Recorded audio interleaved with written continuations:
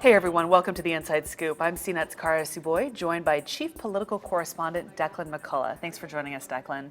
And today we're discussing the whole idea that the Department of Justice and other government agencies, some may and some may not need warrants to access some of our personal information online. Emails, Facebook posts, photos.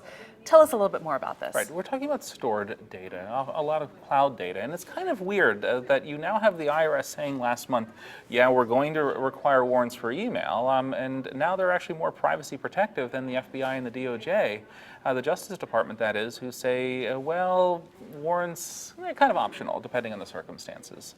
Why are there such inconsistencies between these government agencies, and who does that fall onto to make consistent? The Obama administration? Right, I mean, the buck has to stop somewhere. It would stop at the White House. And so far, they've been just kind of hands off this issue. This is not something that they're really focused on. And so the individual agencies set their own policies, which is just weird. I mean, in the end, the buck also stops in Congress. And it's within Congress's power to set rules for not just the FBI and DOJ and IRS, but also for state and local law enforcement. And there are bills pending in Congress. Some have already been approved by committees, but they haven't actually made their way to a floor vote yet. And the bills would say that right now, if the police want to search your file cabinet at home, they have to get a search warrant. I mean, Sure. This has been the case for hundreds of years, going back to English common law. And everyone understands that too.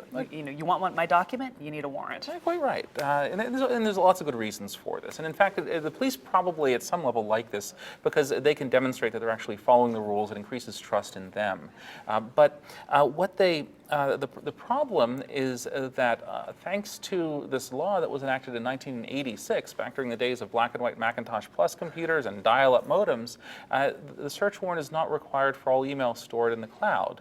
So Congress can change this law. The courts are doing their own thing in parallel, but until either the Supreme Court or Congress fixes things, we're left with this sort of legal morass, uncertainty, and different agencies doing their own thing. That's amazing that a law that's almost 30 years old is kind of dictating modern technology these days.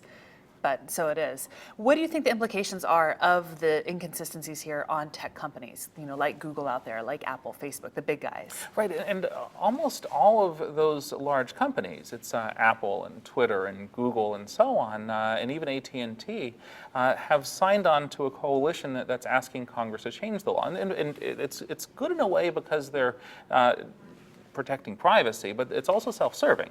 They want to say to Americans, that is their customers, you can move to the cloud. It's just as safe as if the files were stored on your laptop at home. And so until that happens, the companies are worried, and until the law is changed one way or another through the courts or through Congress, people are going to be not quite as interested in taking advantage of some of these cloud services, email, documents, photos, a whole lot of stuff.